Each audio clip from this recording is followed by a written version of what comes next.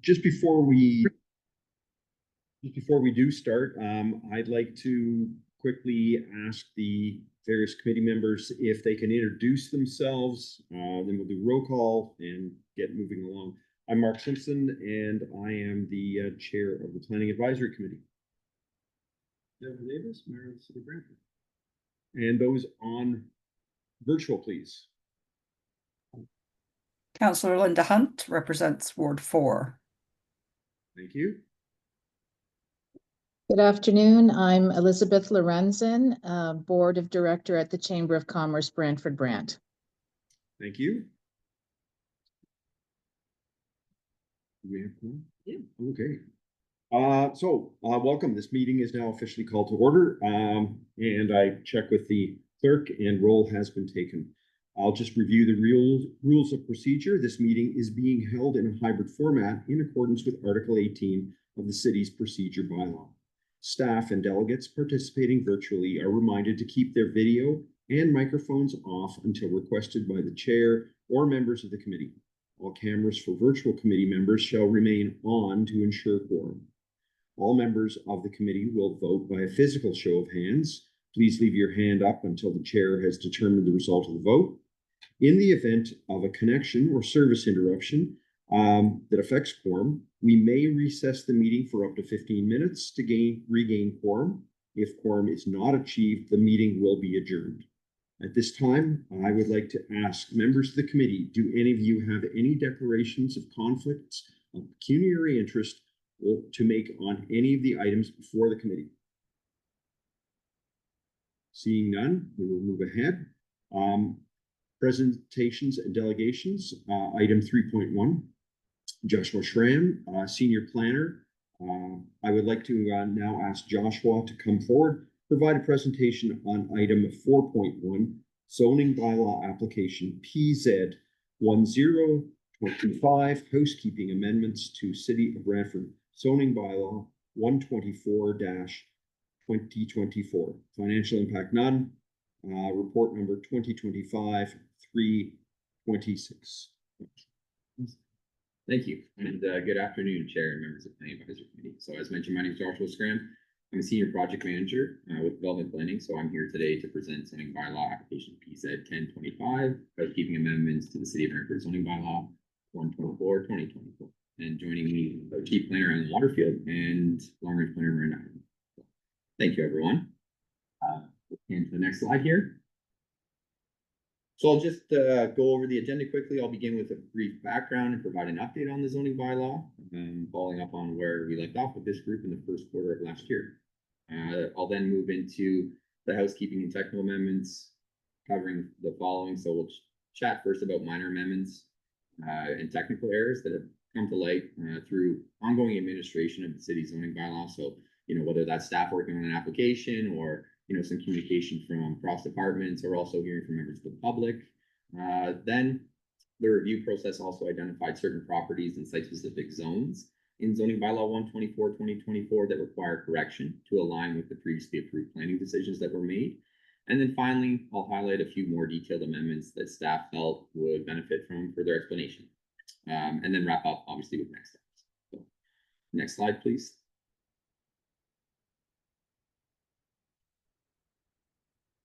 In terms of background, so on September 24th of last year, Brantford City Council approved the new comprehensive zoning bylaw 124-2024, replacing the previous bylaws 160-90 and 6116. So although initially subject to 9 appeals to the Ontario Land Tribunal, the OLT ruled in March of this year to scope the appeals and declared the bylaw to be in force and effect on its approval date. Except for the remaining site-specific appeals. So 7 appeals are still pending resolution.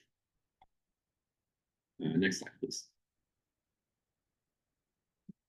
So when we discuss minor amendments, technical errors have been discovered, as mentioned, through the ongoing administration of the new zoning bylaw. So a high-level overview of some of these housekeeping amendments include correction to site-specific zones and temporary uses that were omitted or misclassified during the transition to the new zoning bylaw, updates to loading space definitions to reflect changes to type A and type B classifications, really ensuring consistency with earlier site-specific provisions, clarification on additional dwelling units, really making sure that it's known that these are prohibited in basements of residential dwellings on lands within our flood zones and our flood protection overlay of the new zoning bylaw. We also wanted to make sure that there were some terminology updates. So carrying through some of the provisions of 160-90 the new zoning bylaw, there's references to things like industrial zones. Well, in the new zoning bylaw, we reference employment zones. So we want to make sure that gets cleaned up. Also references to accessory dwelling units in the new zoning bylaw. We want to make sure that that's properly cleaned up and speaks to additional dwelling units just for consistency. Relocation of some commercial uses, so moving things like childcare centers, short-term rentals from the residential tables in the zoning bylaw to our commercial use tables to better reflect their function. Removing some obsolete references, so deleting mentions to floor space index. This really isn't applicable, so removing that. Also removing reference to food service vehicles. That's really covered off on other city bylaws, so it doesn't really sit accordingly in zoning bylaw 124/2024. And then we have mapping updates. So this is adjusting things like frontage, area, and coverage prefixes in our neighborhood low-rise zone to better align with actual lot conditions, correcting some holding provisions, and then clarify some definitions for enforceability. So updating the definition of commercial vehicles to align with the Highway Traffic Act, and refining regulations for parking surface treatment and shipping containers for better clarity and enforceability. So looking at the next slide, as mentioned, we have a number of site specifics that when they were carried over into the new zoning bylaw, there may have been, some provisions that were missed, or maybe the new zoning bylaw and some of the new zones are a little bit more permissive. So we don't need to carry forward those site specifics. There were also some instances when we reviewed certain zones against our OP, our official plan, and the designations that were brought forward back in 2021. Some of them didn't line up. So just to highlight a few, one of the things that we wanted to make sure from a site-specific zone or temporary use was 239 to 251. So under the former zoning bylaw, we had approved a temporary use for this property for a sales location. And so it didn't get carried over properly. So through this amendment, we're creating a new section in the zoning bylaw for temporary uses and making sure those permissions are carried forward. Another example would be 385 Golf Road. There was a holding that was previously approved for the property. It didn't get carried forward in the new zoning bylaw, so that omission needs to be corrected and is proposed through this.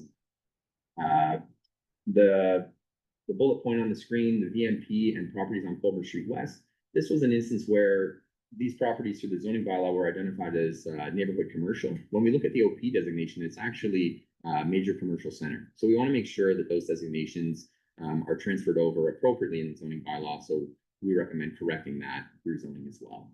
And then 150 Savannah Oak and 107, really making sure that these previous planning approvals are approved, that were approved, are carried forward into the new zoning bylaw. There were a few errors and omissions, specifically some of the site specifics that were identified. So we're cleaning those up as well. And then the last slide that I have in terms of some of the amendments, we thought it would be really important to give additional clarity to a few of the amendments just for discussion. So the first being revising parking regulations for warehouse uses. So staff recommended reducing the parking requirements for warehouse and public self-storage facilities from one space per 200 meters squared to one space per 500 meters squared of gross floor area. And this was based on updated local studies that our staff have done, showing that there is actually a lower parking demand. Next, we have updating suburban residential zone provisions. So the new zoning bylaw, through its implementation, we've noticed it's applying overly strict estate residential standards for suburban lots. So this, an example would be in Tulare. So staff proposed reverting to more appropriate, less restrictive provisions that would have been applied in the previous 6116. Fourplex provisions in the IC zone. Fourplexes are allowed in the IC zone, but actually lack the detailed regulation. So staff proposed applying existing fourplex standards from the RMR zone to ensure clarity, consistency, and compatibility. And then for group homes, group correctional homes, lodging house provisions in the intensification corridor, development standards for supportive housing. In this instance, uses, they were really left out from the IC zone. So staff proposed adding these standards from the upper downtown zone to ensure compatibility and proper integration. And then lastly, we have refining the core natural zone. So staff proposed adjusting the core natural boundaries near Summer Haze and Lakeside Drive to better match actual conditions while still protecting natural features. And then on the last slide, thank you, Lisa. The last slide, just kind of overview of next steps. So obviously incorporating comments and feedback from the planning advisory here today into the planning committee report that goes next week, June 12th, to a statutory public meeting. So with that, I conclude the presentation. Hopefully it was not too dry from a technical standpoint and provided the information. And yeah, thank you. Are there any questions for the delegation? Question. Yeah. Yes, sir. Thank you, Mr. Chair. Yeah, I think I need a glass of water. Get it. But, so some of the adjustments or refinements impact individual property. Right? And may or may not have an impact. So what is the process going to be for the statutory hearing? Who's going to be given this? Who's going to be given notice? Yeah. So How's that? so notice has been given through Civic News to all the residents citywide through that notification process. I think anybody who's brought forward certain items or questions, obviously they're notified that there are changes being brought forward, right? Because kind of through the administration of the zoning bylaw, we've heard from certain applicants, hey, 107 Sinclair had these permissions previously and it looks like they're not carried forward. Why weren't they carried forward? Well, these will be addressed through a technical amendment moving forward, brought X date. So those communications for specific properties, if I'm understanding the question correctly, like impacted properties. Yeah, because if it impacts a zone, you're not gonna provide a notice to everybody in the zone. That would be two owners. So you do that through Civic News. Civic News. Yeah. But there are some amendments and changes that relate to specific properties. So the owners of those individual properties that they've given, notice similar to what we normally give. So I think that's a good question. For the properties that have been identified, so outside of the Civic News where we kind of go through a laundry list of like, this is what we're going to do. Like I said, properties like 107 Sinclair, or maybe some of the other properties that are on that site specific list. I think a lot of those have come forward through the conversations that we've had with them. And I think the key piece here is we're not necessarily changing any of the permissions that they would have. We're just making sure that what was approved previously got carried forward, because it didn't get carried forward, right? So for the example of maybe 385 Gulf Road, it previously had a hold on it as of last year prior to September 24th. In the new zoning bylaw, it doesn't have that hold. Well, it needs to have that hold. So there are no permissions that have been changed that weren't already approved by the planning body through the city.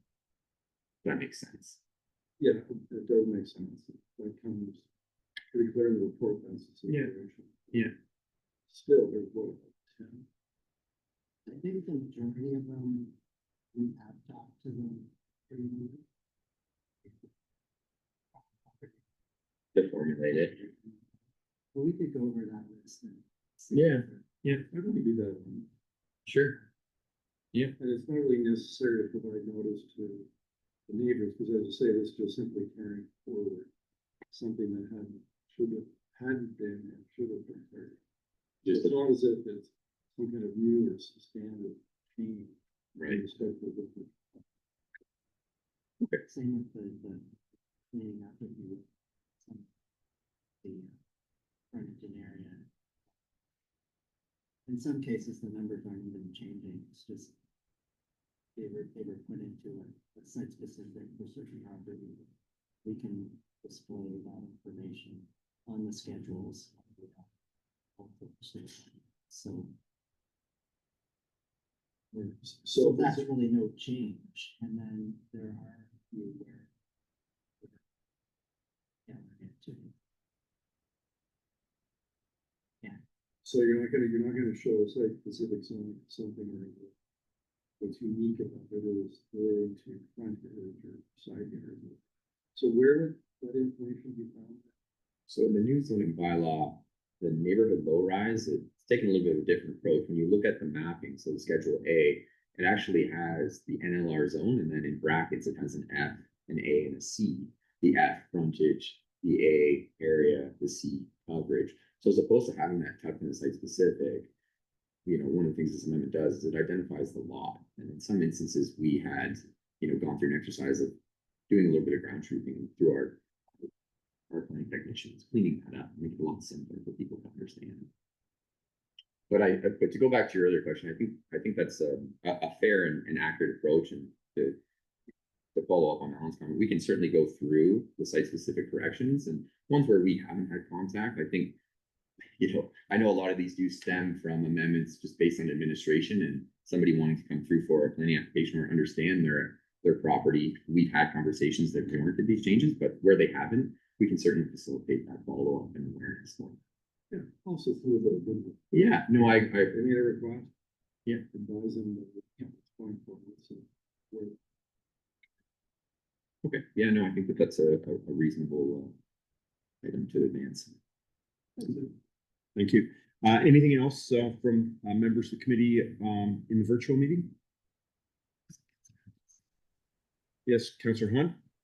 Yeah, so first of all, I'm going to apologize, and I see Elizabeth is maybe thinking the same as me. So I could hear Joshua, but I could not hear Mayor Davis's question, and I'm probably going to repeat that. Nor could I hear what Alan's response was. So my question may very well be a repeat or a rehash of what you just went over. I'm wondering on the site specific. So I don't know, Lisa, if there's any way to change the audio. I mean, it's usually okay, but it's not working very well right now. But through the chair, if I can just get either Councillor Hunt or Alan to try and say something. I've just changed the microphone. We'll see if that maybe. Here's a test. Can you hear me now? Councillor Hunt? yes, Mayor Davis, I can hear you now. Okay. Okay, and I apologize. I should have interrupted sooner. Anyway, my question through the chair to staff. So we had 9 appeals at the OLT. And did I understand from your presentation that 7 of them were site specific, which have they now been basically resolved at the OLT, or are they still standing appeals there?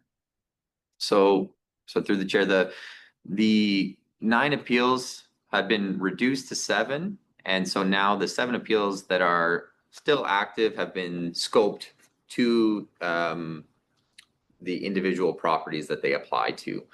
So when the rest of the bylaw was brought into force and effect for the entire city, that allows the zoning bylaw provisions to be in place as of last year when council approved it, as somewhat confusing as that is. So the zoning bylaw is in place, but we now have all of these separate properties that are going to go through their own individual appeal processes and look at the individual appeals, as opposed to kind of hanging up the rest of the bylaw and not allowing it to be used as council approved it in September of last year.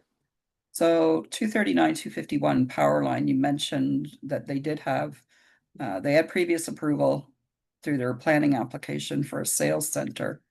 But from what I understood, their appeal was broader than just the sales center issue.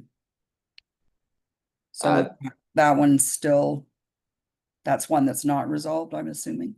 That's correct. So that actually has some larger, that appeal has some larger items outside of the temporary sales center, which got approval last year and basically applied that that temporary use under 160-90. So that was in place. We just didn't carry it forward into the new zoning bylaw. So that is being done. And then separately, there's a separate item which is being appealed on that property, which looks at the zoning specifically of those lands. Okay. All right. Thanks for that. Anything else for Julie? I have one question. It's a follow-up, and it follows on to Councillor Hunt's question nicely. Of those 7 site-specific that are still available, none of the changes that we're making for this, for errors, emissions, and cosmetic changes impact any of those appeals? That is correct. Okay. Thank you. Seeing no further questions here, we'll move on to items for consideration. I'm looking for a mover and a seconder to place this item on the floor, please. I see Counselor Hunt and Mayor Davis. So it's been moved in second. Is there any discussion? No further discussion? Oh, yes. So, so not unusual that once you have a new comprehensive zoning bylaw in place, you have what I call kind of errors and omissions, and this is correcting that. Through the process that's been occurring over the last year, are there any other issues that need to be addressed that are more, say, substantive that have come to light since the zoning bylaw was approved? So I think that those are good questions, and maybe I'll go to like senior staff that have been in front of me, and during my time is as soon as you have a document approved, it needs to be amended, and so there's obviously constant needs for improvement. But I think that there are other areas of the zoning bylaw that we're looking at and thinking, okay, well, can we improve these areas? Something like EV parking, for example, right? Like, okay, we have a requirement 1% for EV parking.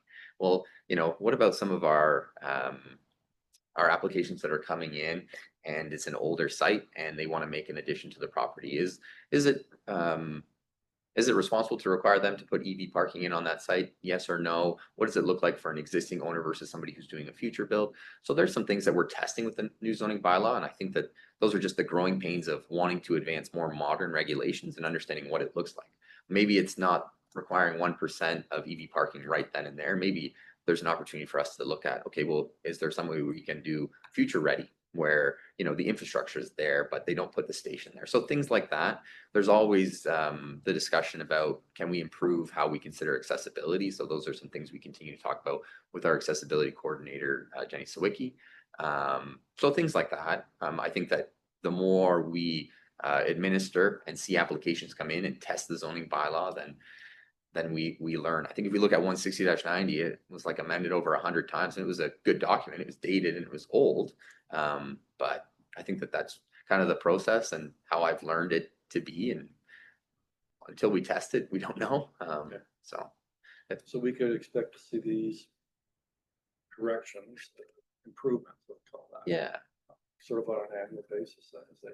I think so. I think we'll continue to see it fine-tuned and improved. And yeah, we're probably going to get some scenarios to say, okay, well, the bylaw is meant to be a tool to help regulate things, and did it facilitate what we intended it to? Do we need to tweak it a bit? So yeah, I believe it's a growing document that won't ever sit on a shelf. So We'll be looking at it time to time for sure. And sometimes we'll need to respond to provincial initiatives. yeah, as good well. point. So Good point. when they mandated that, the increased permissions for additional dwelling units, for example, we had to make some adjustments to make sure that we were accommodating those. So there might be That's a really good other point. changes that come forward and we need to address, and opening it up at that time might give us opportunity to touch on a few other issues if we have some that arise as well. And I like your approach of, instead of doing this on a piecemeal, one by one basis, waiting a bit of time, kind of collating them all into a package so that we have one statutory hearing. Rather than 12. Thank you. Well, hopefully we've caught all of theirs and omissions this round and don't have to come Yeah. back again. And with any further. another question, kind of unrelated, but I think related too, and that is, as of right now, the Planning Act says that there is the right of 3 units, right? If that was increased to 4 units, would there have to be further amendments and changes to the comprehensive zoning bylaw? What would they look like? So without going into too much detail, there would be specific provisions that would need to be amended to allow that. We have specific criteria, and I think it's section 3.32 that speaks to an accessory structure as opposed to accessory structures, right? So it limits it to one accessory structure. So the composition of what that would look like and how it's referenced, I think we'd have to go through that because the whole composition and the way that we've outlined it with the direction of our council and the discussion we've had is, 3 residential dwelling units per lot. So if that's 2 in the main dwelling and 1 accessory structure, and we've limited it to 1 accessory structure. So that composition and how it's worded in the bylaw would certainly have to be amended and looked at. Yeah, I asked that because certainly before the most recent federal election, if you're going to get a federal grant, Yes. no matter what type of grant it was, whether it was related to housing or not, you had to show that your city had moved to the 4-unit rate. Right. So I've always wondered, well, if you get into that situation, you know, what we have to do and what would the impact. Those are good questions, yeah. Because it's another whole unit that would be added and it. The jump from 3 to 4, I think, really alters the built form on properties. You might have a house, duplexed it, and have a unit on that. And to put in another one, okay, so are we saying a triplex and another one in the back? Are we saying still a duplex and 2 units in the back? Like, Yeah. The implications are Significant. significant, I think, so. Then you'd be into lot coverage, you'd be into Parking, exactly. I think those are good questions because that's one of the things that we'll see for ADUs that come in now. We are certainly seeing an uptick in ADUs, especially in an area like west of Conklin. If we look at the building permit data, percentage of units that are being created in there, we do see additional dwelling units, but when we evaluate them, parking is a big piece of that, right? So, you talk about an increase of, potentially another unit and that threshold. Well, where's the parking going, and asking those questions? So certainly a lot of things to be considered. Any other discussion virtually? The virtual participants, please. So does this committee have any comments that they would like to forward to planning staff? Through the chair, I've noted some of the discussion that's gone on as well. So if there's formal comments, this would be the opportunity, but I have made some notes about some of the discussion that's occurred so far. Thank you. My suggestion would be that particularly some of the questions that came up in this discussion after this was put on the floor, I think should be sent to staff and they can look at doing what they think they need to do with it. I think some good questions and have come forward. So if we have nothing else, then I would like to call the question on this.